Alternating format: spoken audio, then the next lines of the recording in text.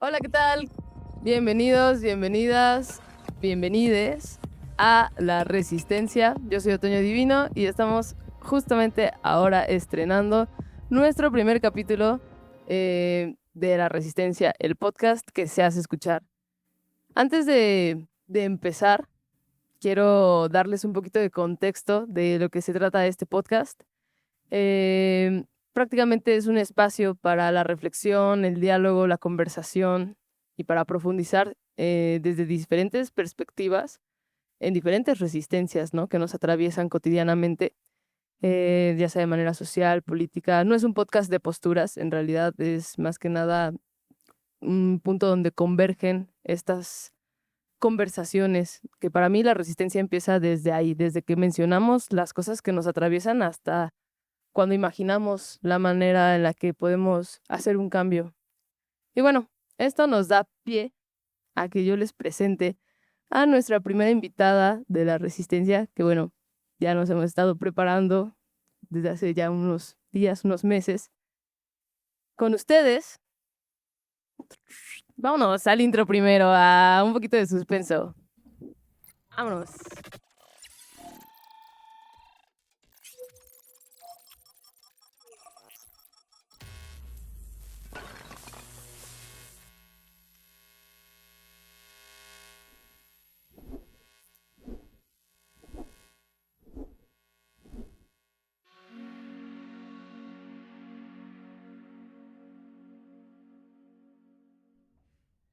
Ahora sí, con ustedes, quiero dar la bienvenida a Chris Sulem, que nos acompaña este día desde su experiencia como educadora de educación especial en su especialidad de audición y lenguaje.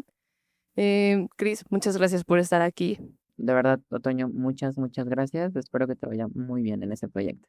Ay, muchas gracias, Chris. En verdad agradezco mucho que resistas con nosotros, ¿no? Que hayas resistido a todos los ensayos que tuvimos. Y bueno, ¿por qué no nos platicas un poquito sobre cómo llegaste a la educación especial? ¿Qué es la educación especial? ¿Cómo la percibes tú aquí en México? Ok, pues sí. Creo que me encanta contar esta historia. ¿Por qué? Porque es mi historia. No me sé otra historia mejor que esta, pero sí, justo un poquito de lo que soy hoy en día, de la persona, de la mujer en la que soy el día de hoy, tiene mucho que ver por lo que estudié. Yo estudié una licenciatura en educación especial en el área de audición y lenguaje. Esto, pues, me marcó muchísimo porque cuando terminé la preparatoria, yo no sabía qué estudiar. O sea, tenía como ideas, pero nunca me había planteado como la pregunta, ¿qué quieres hacer de tu vida? ¿Qué es lo que te gustaría, tu vocación, como todas estas cosas? Yo no me lo había preguntado antes, hasta que terminé la prepa, que fue como que la vida me obligó, este, pues, estaba La vida te obligó. sí, pues a decidir, ¿no? Como que la sociedad tiene como que esta presión sobre las infancias y las personas que están estudiando sobre qué es lo que quieren hacer en un futuro, ¿no? Entonces, terminó la prepa, no tenía como claro qué quería hacer. Hice muchos tests vocacionales, muchas cositas así. Me salía como mucho psicología, arte, diseño, moda, como cositas así. Pero pues me tomé como un espacio, un tiempo de pensar las cosas para no estudiar cualquier cosa y que después dijera, esto no me gustó. Y por azares del destino, entré a trabajar a un CAM. Un CAM, para quien no sepa, es un centro de atención múltiple.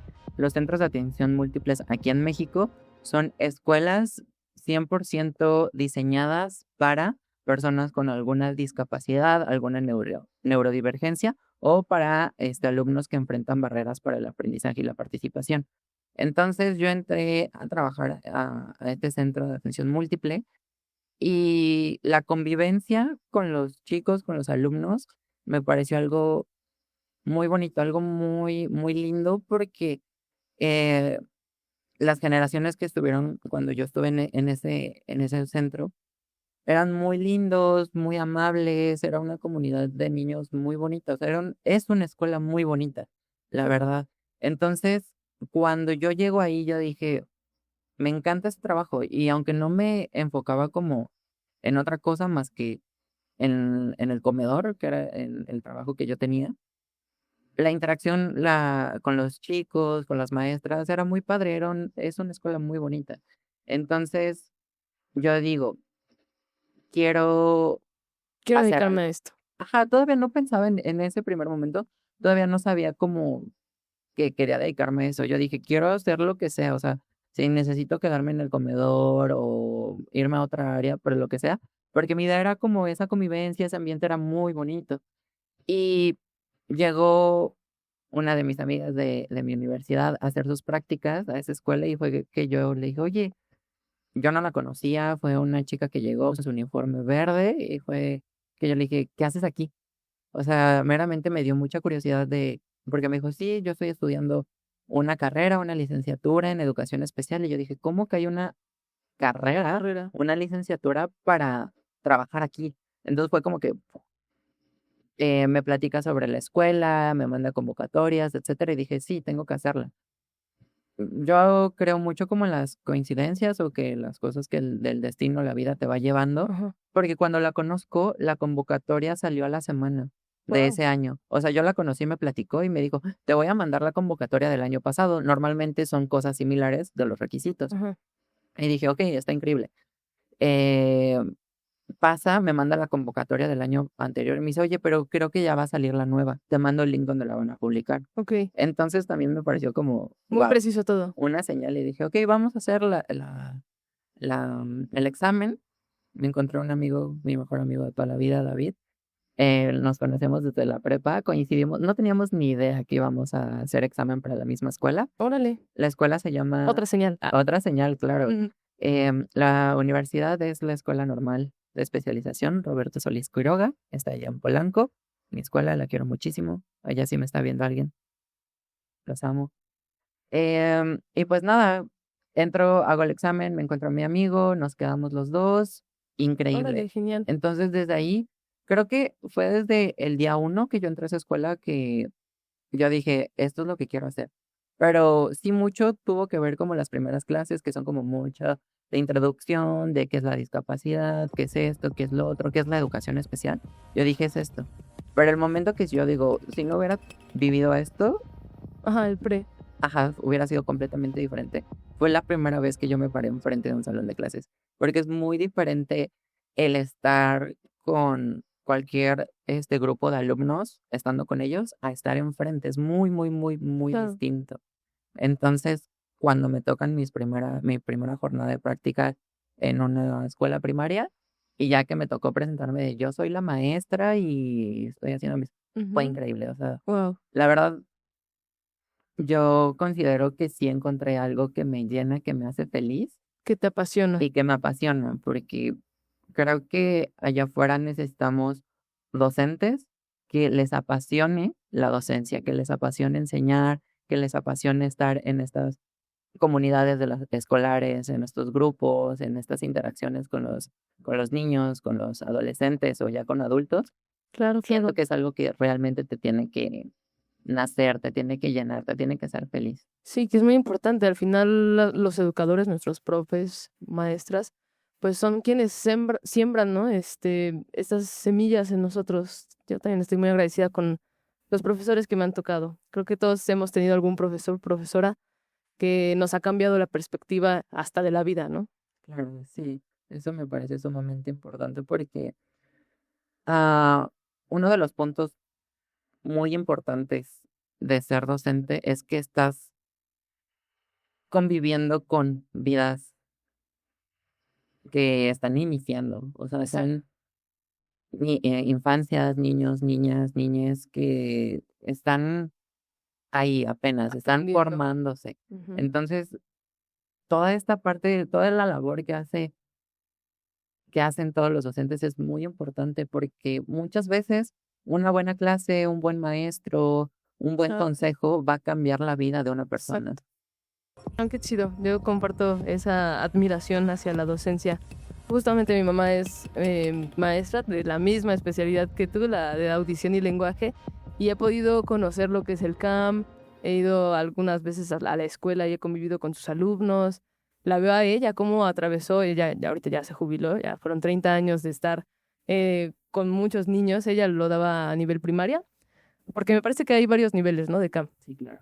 Entonces ella lo daba a nivel primaria y yo veía pues la resistencia también desde la docencia, de que justo es una carrera que no descansa, ¿no? O sea, también cuando están en casa yo la veía haciendo ahí sus tareas, haciendo sus programas, Sus materiales, sus materiales, presentaciones. exacto. Sí, es algo que el trabajo de una maestra en general no acaba en el En el salón. salón, exacto. Inicia en el salón y creo que desde mucho antes, desde que planeas tu actividad, qué piensas, qué tema, cómo lo vas a enseñar, qué materiales necesitas, si necesitas hacer algo. A mí que me encanta ser súper de manualidades, de ir y vamos a comprar esto y vamos a coser y vamos a tejer y vamos a pegar y vamos a recortar.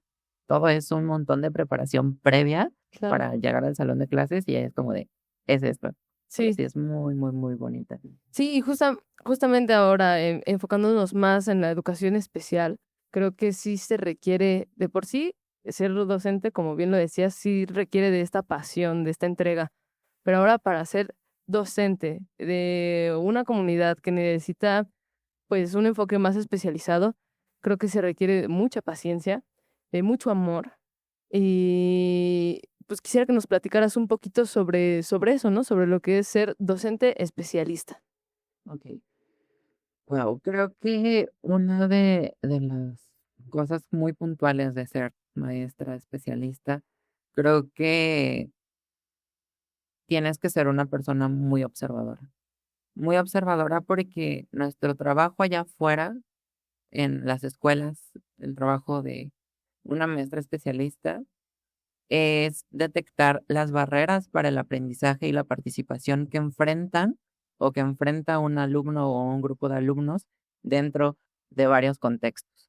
Vamos a hablar de un contexto áulico, que es el contexto dentro de la escuela, dentro del salón, el contexto escolar, que vendría siendo toda la escuela, si enfrenta alguna barrera en general de toda la escuela.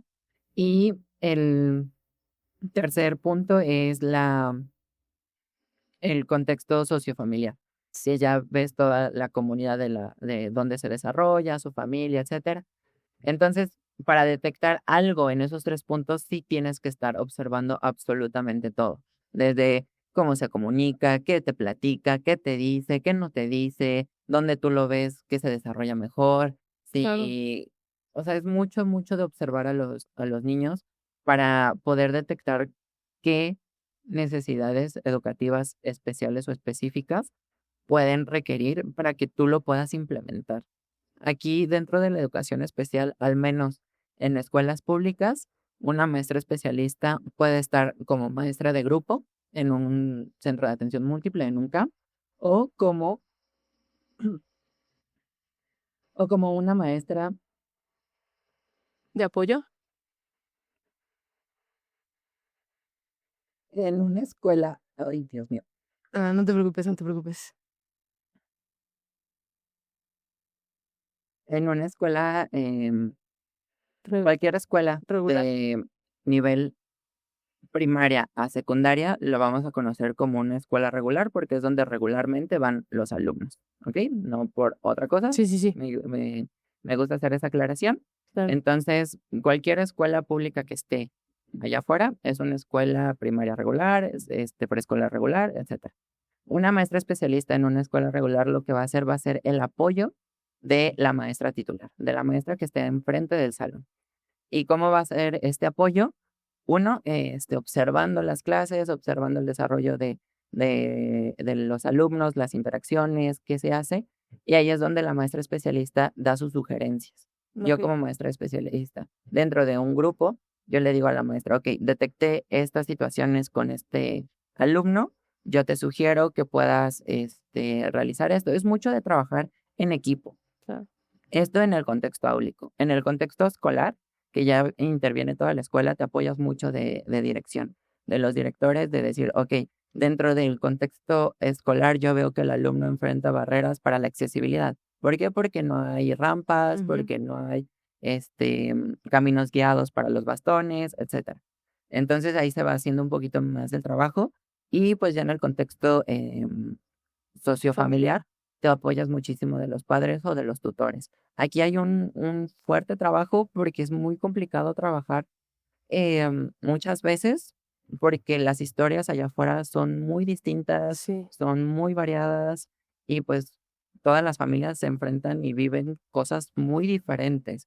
Entonces es mucho de estar pensando qué puedes hacer tú para minimizar esas barreras. Sí, justo yo recuerdo de las veces que nos ha platicado mi mamá, cómo también la tarea es con los padres de familia. Precisamente no solo trabajan con los niños, sino que también trabajan a esos. Y justamente ahorita que mencionabas lo de las escuelas regulares, yo recuerdo que mm, antes, no sé si ahora siga todavía, existían las aulas como de USAER, Okay. que justamente también eran como un apoyo, porque a veces, pues sí, necesitaban esta guía, ¿no? Para los aprendizajes. Entonces, también justo me había platicado mi mamá que antes el CAM no era tan diverso, era como un centro a lo mejor que trataba solamente la sordera, ¿no? O solamente el síndrome de Down. Y que actualmente pues ya convergen estos niños con diferentes capacidades cada uno y que eso también es parte de la resistencia, es parte de un reto, ¿no? De que ellos estén conviviendo con diferentes, pues sí, como con diferentes chicos. Sí, claro. Aquí actualmente em, las maestras especialistas eran antes llamadas las maestras de USAER. Ajá, En Ciudad de México hubo un cambio de estos nombres, lo que antes se conocía como USAER, ahora se conoce como UDI. UDI. UDI. Son las maestras especialistas que salimos de con esta batalla, salimos ay, se me fue, espera. Somos estas maestras que estamos allá afuera apoyando a los chicos con estas barreras. Entonces, ese es un punto que quería como pues exponer aquí. Ya no se llama USAER, ahora se llama UDI. Creo que en algunos estados de la República todavía se llama USAER, pero pues es cuestión de temas de que actualizaciones, de metodologías, etcétera.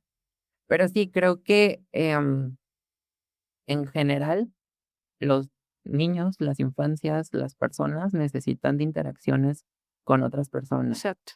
Entonces, que las personas, que los niños puedan interactuar con otras personas siempre los va a favorecer. ¿Por qué? Porque empiezan a socializar, generan como muchos aprendizajes, em, pues sí, se empiezan a desarrollar muchas habilidades en los niños con las interacciones de otros niños. Entonces, eso Sí, sí es muy importante que siempre, y más que sean de su edad, sí. las interacciones con niños de la misma edad son muy, Ricas. muy ricas porque se aportan entre ellos muchísimas cosas. Sí. Sí, sí, sí. Me parece muy divertido. Justo las veces que he llegado a ir al CAM, me parece muy, muy interesante, ¿no? Y las anécdotas también son, pues, muy interesantes cómo convergen, ¿no? De repente, por aquí sale, mi mamá me comentaba mucho de algún alumno que tuvo por ahí con autismo, eh, que de repente, pues, decía comentarios, ¿no? Que justo reflejaban lo de su casa. Ya no me acuerdo qué eran lo que decía, pero eso le daba mucha risa a todos porque eran comentarios chistosos, ¿no? Y entonces se divertían mucho entre ellos. Y esto que mencionas de las, ¿cómo decirlo? En el ámbito sociofamiliar, me parece también que hay una resistencia bien fuerte por parte de la docencia, que es ser como esta triangulación, ¿no? De yo apoyo aquí a su hijo, hija, y también trabajo con ustedes. ¿Qué es lo que noto, no? Para que pueda seguir creciendo, para que pueda seguir aprendiendo.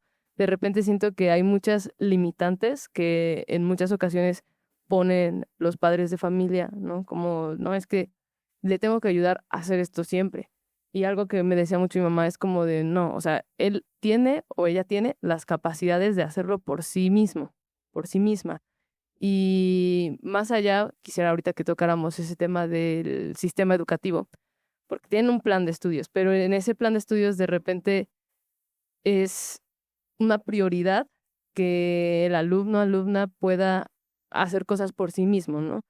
A lo que iba con para poner un ejemplo y no andar divagando tanto, em, yo recuerdo mucho que mi mamá prefirió saltarse algunas clases de historia para ayudar a su grupo porque resultaba que por lo menos más de la mitad no podían pelar una mandarina. Entonces, cuando ellos los chicos estaban tan acostumbrados a que nada más le extendían la mano y hacían como algún ruido de, "Ah", y ya, el padre o madre tiene que ir y hacerlo por él. Y mi mamá dijo, no, ¿saben qué? Vamos a dejarlo de tarea, porque me acuerdo que eran como vacaciones, y se va de tarea que durante las vacaciones tienen que aprender a pelar la mandarina ustedes solos, ¿no? Regresando ya, dijo que sí, que por lo menos el 80% de quienes no podían ya regresaron y pudieron, ¿no? Y las mamás estaban muy agradecidas también, porque, ay, no, es que cómo sufrimos con esta tarea, estuvimos ahí y se ensuciaba todo, pero bueno, al final se logró y ellos ahora ya desbloquearon una habilidad más. Claro, claro, eso me parece, es un punto de mucho debate, porque si allá afuera tenemos nuestro plan de estudios que da la SEP, la Ajá. Secretaría de Educación Pública, para quien no sea de aquí de México. em, la SEP nos da los aprendizajes clave o los aprendizajes esperados, que son todos estos conocimientos que debe de adquirir una persona de cierta edad en cierto tiempo, y es lo que tienen que lograr. O sea, la labor de las maestras titulares es que sus alumnos consoliden estos aprendizajes. Pero yo como maestra especialista, eh, lo que muchas veces buscamos en general con los niños es que desarrollen su propia autonomía. Exacto. Entonces, cuando tenemos alumnos con alguna discapacidad o barrera para el aprendizaje o neurodivergencia, al menos para mí sí va a ser más importante que primero desarrollemos habilidades de autonomía Exacto, y sí. posteriormente o ligado, ahorita está mucho de vincular los aprendizajes con otras situaciones, que es algo que a mí me encanta, que tienes el aprendizaje clave, ¿no? El aprendizaje te va a decir que un niño en un nivel primero de preescolar tiene que realizar el conteo del 1 al 50, me parece. Ok, Entonces, tu chaparrín de primero de preescolar tiene que consolidar cierta cantidad de números, o sea, tiene que aprenderse los números. Pero pues lo puedes vincular con otra materia, puedes enseñarles a contar con otro aprendizaje clave, por decirlo, no sé, de habilidades de lenguaje, que ya eso, ya nos vamos como español, que, que español te dice que el alumno tiene que, no sé, un ejemplo que me voy a inventar, a realizar preguntas.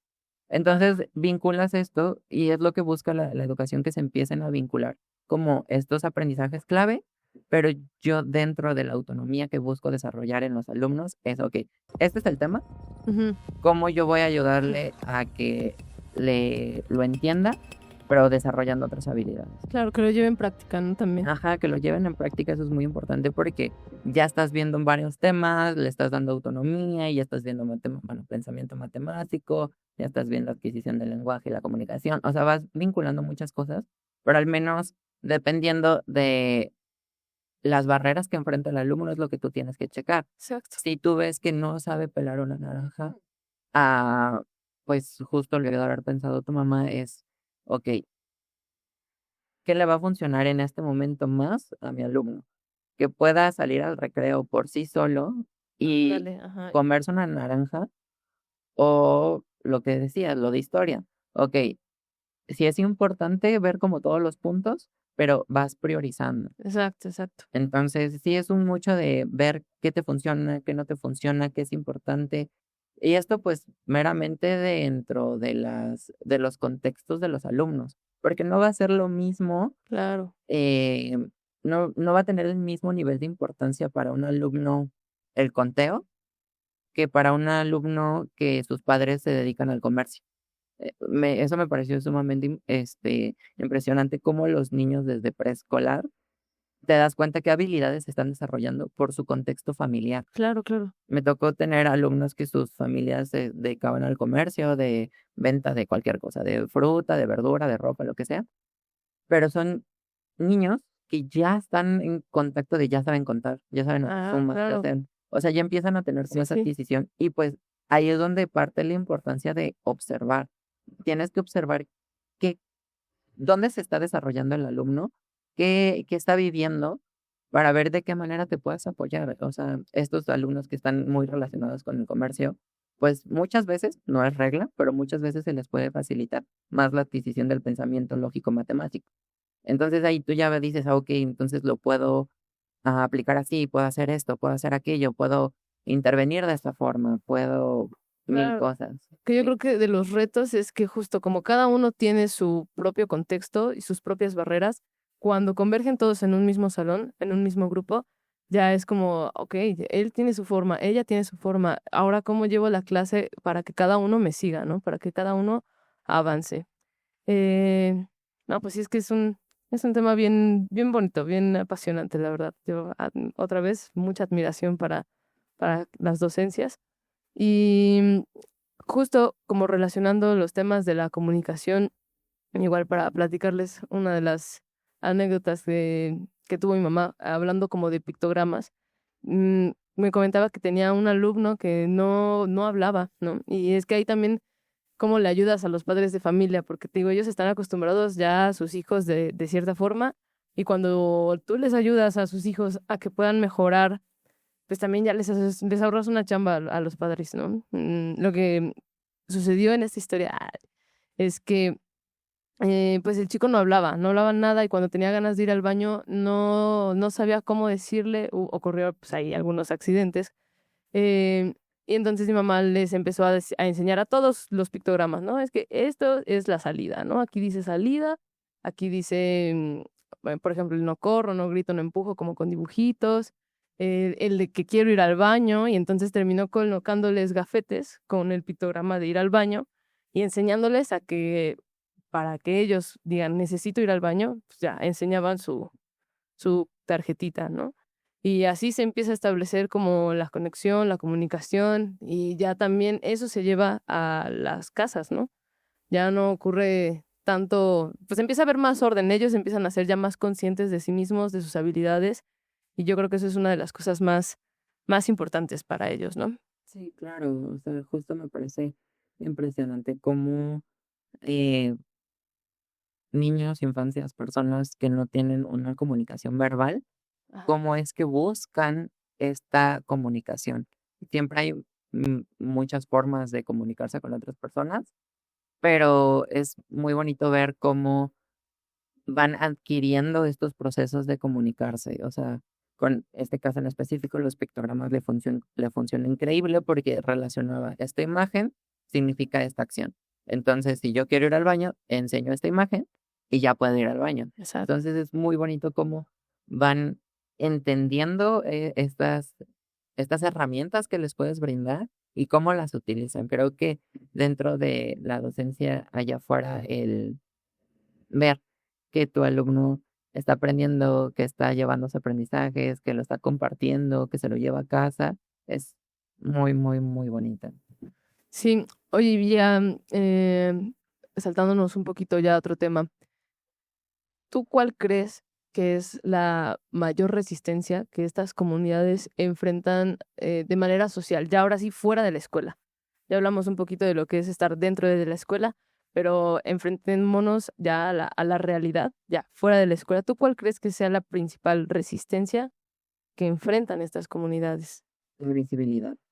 Creo que gran parte de enfrentan, porque ahí tenemos que entender que no solamente lo enfrenta el alumno, la infancia, la persona, lo enfrenta la familia. Entonces, estas cuestiones, estas situaciones de vida les afecta mucho que no hay mucha visibilidad. Creo que a lo largo de los años, poco a poco ha existido un poco de visibilidad, cada vez un poquito más, a través de la televisión, a través de redes sociales, cada vez va un poco más allá. Pero siento que va lento. o sea, el nivel de avances que han existido de visibilidad para otras situaciones, creo que en cuestiones de la discapacidad, neurodivergencia, ahí va, existe, pero requiere más visibilidad. Entonces, considero que esa es una de las Claro. resistencias que sí o sí se tienen que atender. Sí, sí, sí, totalmente. Ahora que mencionas lo de las redes sociales, ¿tú crees que exista justo estas herramientas nos han ayudado a darnos visibilidad a todos, ¿no? ¿Cómo podríamos hacer que estas herramientas les den la visibilidad a ellos? Ok, mira, creo que meramente allá afuera, allá en casa, quien nos esté viendo aquí dentro de la escuela, la manera en la que podríamos hacer algo que las redes sociales es buscar.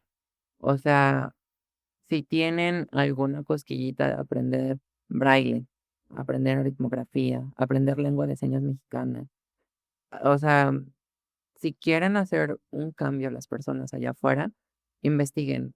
De verdad, en TikTok, en YouTube encontramos miles de videos, miles de sitios donde podemos encontrar información muy buena que nos va a ayudar para que el día que nos enfrentemos o que nos encontremos con alguna discapacidad no lleguemos así como que, ay, no sé qué hacer, no sé cómo dirigirme, no sé cómo hablarle, no sé cómo Ujú. interactuar. Porque la verdad, para una persona que vive en que vive con una discapacidad, pues sí, muchas veces es incómodo que la gente no sepa interactuar contigo, porque Claro, son personas, o sea, al final del día todos somos personas y todos deberíamos de tratarnos igual. sí, Entonces sí, muchas veces es complicado porque las personas se cansan que los traten de manera distinta. Entonces siento que allá afuera algo que podemos hacer es investigar, investigar qué puedo hacer yo para que otra persona no se sienta mal, o que claro. yo como persona no le esté haciendo sentir un mal, hacer sentir mal a otra persona. Ajá. O como que existe esta barrera, ¿no? De Ujú, que que no, no no sé cómo exista. interactuar contigo, ¿no? Sí, okey. Y, pues, algo que para mí es importante es que allá afuera se hagan la pregunta de cómo yo ¿qué puedo hacer yo para que no sea una limitante para otra persona? O sea, ¿qué puedo hacer, qué no puedo hacer, qué debo de hacer o dejar de hacer para que yo no sea la barrera o la limitante de otra persona allá afuera? Ya sea en cualquier situación, tenga una discapacidad, una neurodivergencia o una barrera. Pregúntense, ¿qué estoy haciendo yo qué estoy haciendo el día de hoy que pueda ser la barrera de otra persona? Claro. Desde el no respetar los espacios de los Ah, por estacionamientos, supuesto, sí. el poner como muchas cosas, que esas son muchas Estorben en la banqueta. que estorban en la banqueta, que no respeten los semáforos, o sea, desde cosas muy, muy, muy, muy, muy pequeñitas. Ahorita en Ciudad de México se está implementando cerca de los Metrobús, que están estas, como sirenas, Ujú. son para las personas ciegas. Tienen este semáforo auditivo que dependiendo de la intensidad o el ritmo del sonido, significa que puedan cruzar la calle o no. Entonces, una persona ciega se va a guiar con eso, si no hay una persona que la pueda apoyar o Claro, que no vaya con otra persona, se va a guiar con eso, porque esas son sus herramientas. Como nosotros tenemos el semáforo de 3 colores de toda la vida, estas nuevas implementaciones son sus nuevos semáforos, ¿para qué? Para que puedan cruzar una calle. Entonces, si tú eres una persona que allá afuera, cuando ve el color amarillo le pisa más rápido o no respetan los semáforos, ahí ya estás siendo tú una barrera y una limitante para otra persona. Entonces, sí me gustaría que se pregunten qué puedo hacer yo para yo no ser esa barrera, para yo no ser esa limitante de otra persona. claro, hacer conciencia y justamente no esperarnos a tener un caso cercano para empatizar, ¿no? Em, justo, a veces cuando no es nuestro amigo, amiga, familiar, pues no lo vemos. Es algo que ignoramos y es una resistencia bien fuerte que está afuera todos los días. Y bueno, gracias por hacer énfasis en eso, justo. Podemos contribuir de muchas maneras, ¿no? Creo que a todos nos ha tocado poder, ver a alguien que a lo mejor enfrenta ceguera o a lo mejor es usuario de silla de ruedas y podemos ayudarles. O sea, si está en nuestra posibilidad de ayudarles, seamos más empáticos y ayudémosle, ¿no? Dentro de lo que podamos. A lo mejor no se va a poder todos los días, pero pues sí, ser conscientes, ¿no? De que de por sí atravesar la Ciudad de México es muy complicado por lo caótica que es. Ahora imagínense para alguien que atraviesa estas limitantes, la resistencia y la lucha que es de todos los días, ¿no? Si podemos hacer justo algo mejor, un cambio, pues hacerlo. Y que dentro de eso también podemos aprovechar ahora esta era digital para, pues también nosotros desarrollar otras habilidades. A mí me parece muy, muy bonita. O sea, yo le tengo también mucha admiración a la lengua de señas, a las personas que se dedican a ser intérpretes, eh, porque es fascinante cómo el lenguaje no se limita solo a la voz, a las palabras. Entonces también hacerles la invitación de que en algún momento, aunque sea por mera curiosidad, pues se den una idea, ¿no? De lo que es, por lo menos el abecedario, algo. A mí, yo sí le tengo el gusto, el interés, porque mi mamá pues también nos lo enseñó cuando éramos chiquitas. Digo, no, no completamente, pero por lo menos deletrear, ahí más o menos le sé. Y quiero compartirles lo bonito que se siente poder interactuar con una persona eh, de esta manera, ¿no? Yo me acuerdo que estaba en Guadalajara y había ido por unos, pues como por un frappé de estos que tienen como las bolitas, un bubble tea. Y la chica que atendía el puesto eh, tenía sordera. Entonces me atendió con las manos y señalándome ahí unos letreros que ella tenía, ¿no? Como para, ahora sí, pues yo saber qué iba a pedir. Y entonces yo me emocioné muchísimo porque dije, este es mi momento.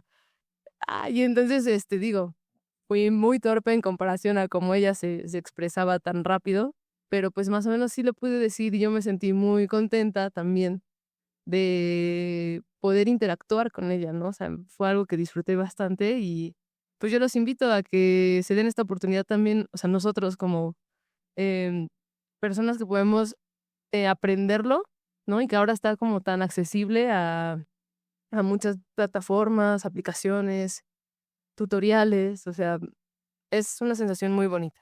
Algo aquí que me gustaría comentar, justo que tocaste este tema. Si allá afuera, nivel Ciudad de México, específicamente estas zonas donde el primer idioma que te hablan es inglés, ¿por qué? Porque no podemos tener esta visión de que en vez de estar haciéndoles la vida más fácil a los extranjeros, ¿por qué no apoyarnos? O sea, si ya se está buscando que simplemente una segunda lengua en un restaurante, una cafetería, en un establecimiento, ¿por qué no estamos apoyando o minimizando esas barreras para las personas sordas? Exacto. Si ya están sabiendo decir cuál es tu orden, cómo estás, good morning, good afternoon, todas estas situaciones para poblaciones que nos visitan, ¿por qué no tener esta misma empatía? Porque pongamos que es empatía. Ujú. Están implementando estas situaciones para la que no haya barreras de la comunicación con otros países. Si ya se está aprendiendo inglés, no cuesta nada también aprender lengua de señas, porque como tú lo viviste, tú en ese momento no fuiste una barrera para esta chica en su puesto de test. Y no fuiste una barrera porque lo estabas intentando, lo lograste, te comunicaste, le dijiste: "Yo quiero esto, muchas gracias, bye, bye". Ajá. No fuiste una barrera para ella. Entonces, allá afuera, ¿qué podemos hacer nosotros para no ser esa barrera de la comunicación de una persona?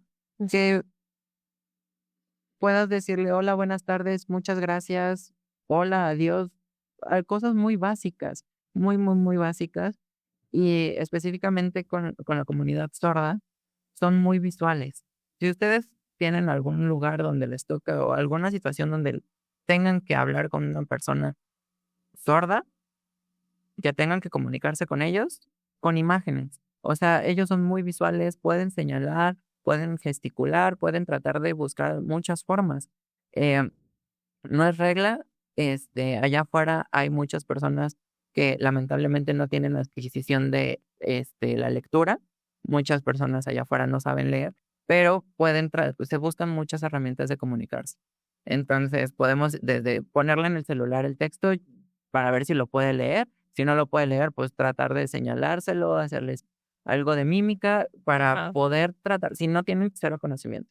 Pero si ya tienen este interés, allá afuera hay un montón de videos, un montón de personas, hay chicos y chicas que saben lengua de señas mexicana, comparten estos videos, hay cursos, hay un montón de lugares y pues a darle, si tienen la curiosidad y las ganas de aprender, las ganas de no limitar a una persona, la información está allá afuera en redes. Y sí me parece algo muy importante que lo mencionaste hace un momento.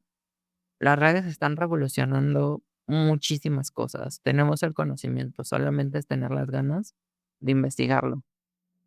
Sí, sí, sí, sí, no dejarnos llevar por el algoritmo. Más bien nosotros empezar a construir este interés y esta empatía. Más que nada, yo creo que sería eso. Y hablando justamente de lo digital, de redes sociales, yo quisiera tocar un tema de la inteligencia artificial. Tú, como docente, ¿cómo crees que la inteligencia artificial pueda ser una herramienta para estas comunidades? Okey, me parece que la inteligencia artificial está revolucionando en todo, o sea, en Todo.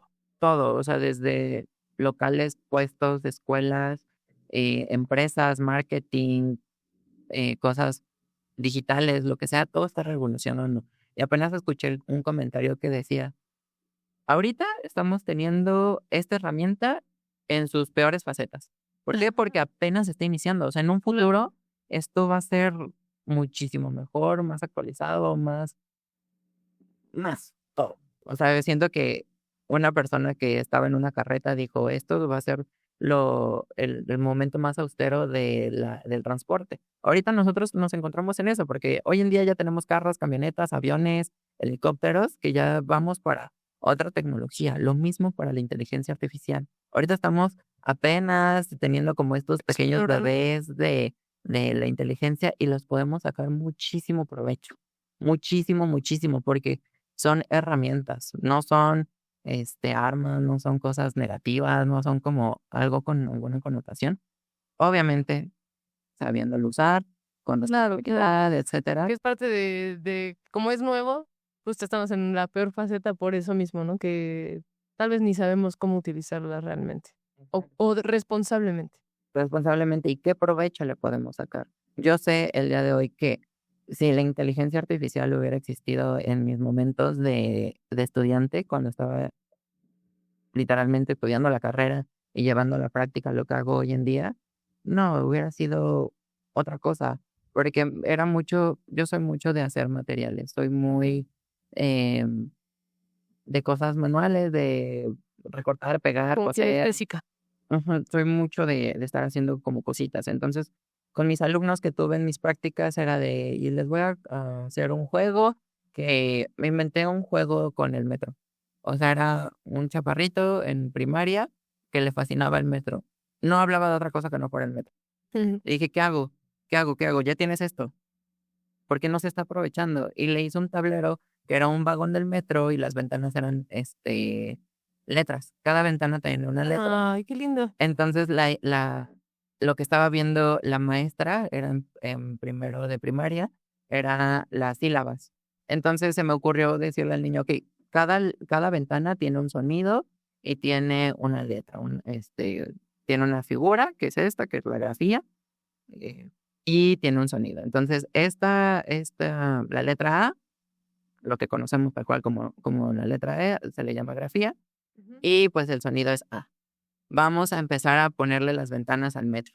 Y Ay, qué empezamos a hacer, padre. sílabas, ma, me, mi, mu. Entonces el niño iba poniendo las ventanas y, pues, le hice un metro así enorme de cartón, se me Qué ocurrió de que pintado a bonito. mano y así. Pero dije, ahorita lo pienso y dije: "No, pues con inteligencia artificial ya lo diseñas", o sea, le dices, no Claro. sé, lo diseñas, lo haces la imagen, la imprimes, recortas, pegas y ya está. Yo eso me lo aventé de que dibujarlo, calcarlo, buscar imágenes en Internet. Ahorita esto nos va a facilitar la vida en muchas cosas, pero justo es ver qué provecho le puedo sacar. Lo que tú mencionabas de los pictogramas son como ciertos dibujos específicos, como si fueran universales, Ujú, exacto. se trata de hacer eso, pero muchas veces, al menos yo los pictogramas que llegué a trabajar, sí necesitaba que fueran como muy específicos porque, tal vez no sé, voy a decir algo como tal vez muy burdo, pero la forma del baño de la imagen es diferente al baño real que tienen en la escuela. Y eso va a afectar porque el niño no va a asociar mucho, porque si es diferente, que si es morado y el baño de la escuela es rosa, pues va a decir, el mío no es morado, mi baño es rosa. O sea, detallitos así que ahorita con inteligencia artificial podemos cambiar así, nos va a ayudar muchísimo. O sea, creo que ahorita es el momento de decir, existen estas herramientas, ¿de qué manera le puedo sacar provecho? ¿De qué manera me va a ayudar en mi clase, en mi trabajo, allá afuera, lo que se dediquen? ¿Qué puedo hacer yo con estas herramientas para favorecer, para hacer Claro, más?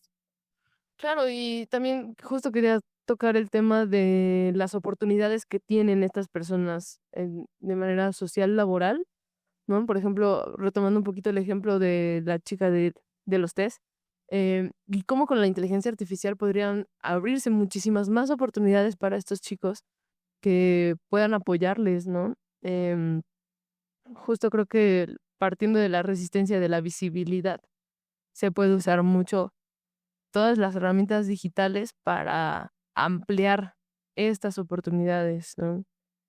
Me parece que también hay, ojo, las empresas, pongan mucha atención.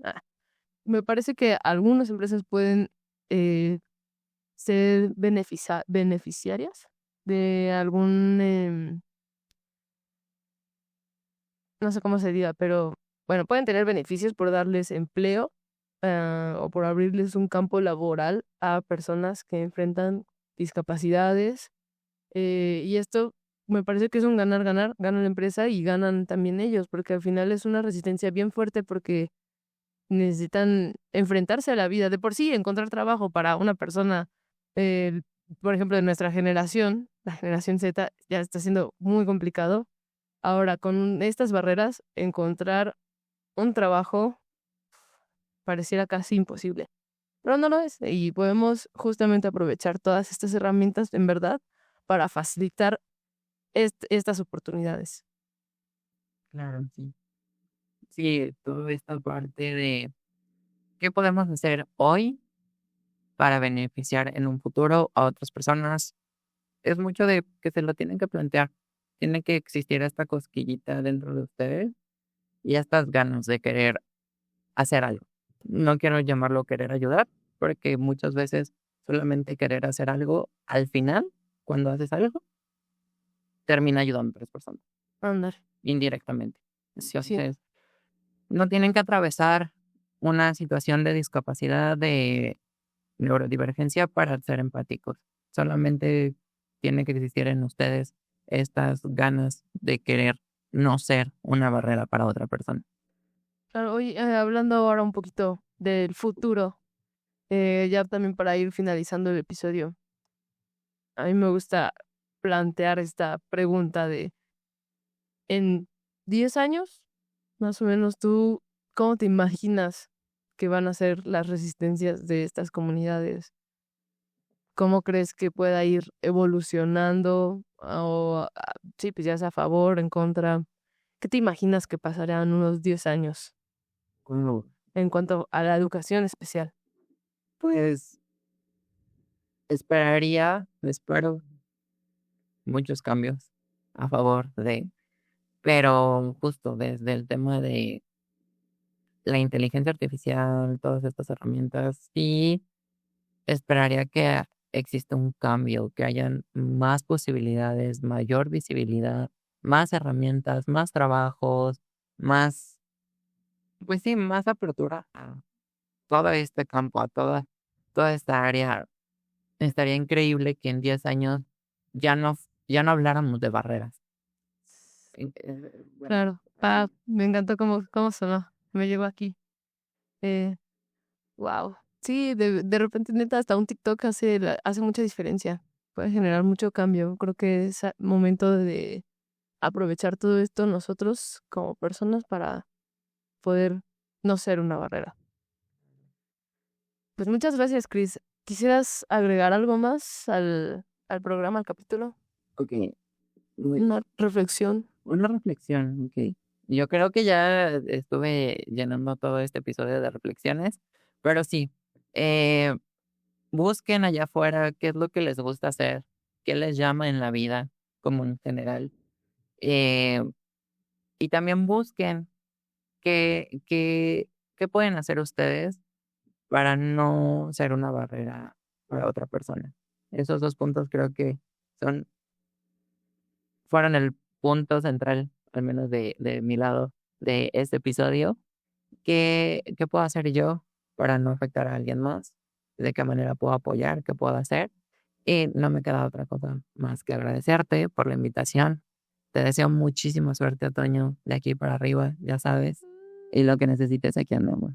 Muchas gracias, Cris. No, pues con todo el cariño. La verdad es que para mí este podcast justo es mi resistencia, una manera de poder acompañar diferentes resistencias que tengan este espacio para la escucha, para alzar la voz, ¿no? Como decía Mike hace rato, para no quedarnos calladas.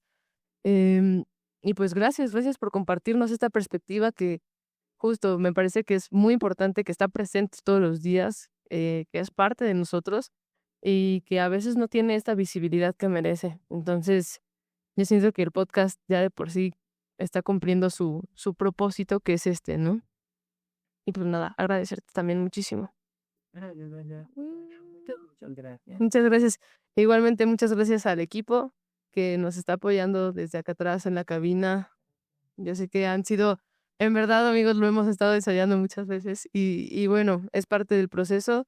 Entonces, este es un proyecto que tenemos con mucho cariño, que lo compartimos con ustedes, nuestro primer episodio. Muchas gracias por quedarse a escuchar, por compartirlo, por comentar.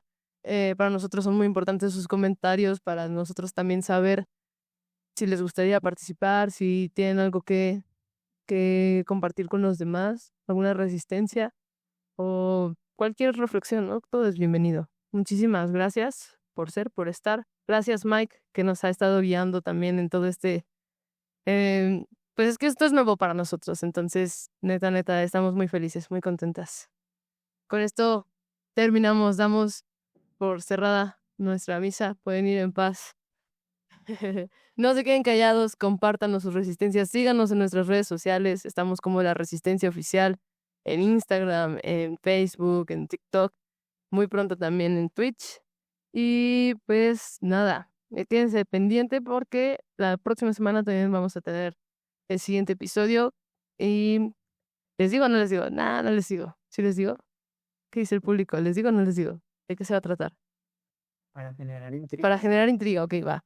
En nuestro próximo episodio hablaremos sobre los procesos creativos desde el arte y pues nada más les voy a decir el título del episodio, es La lucha contra el algoritmo. Así que va a estar muy bueno, vamos a tocar temas muy interesantes también para que no se lo pierdan. Y pues nada, con esto cerramos el episodio de hoy. Échenos el intro, amigos. Muchas gracias.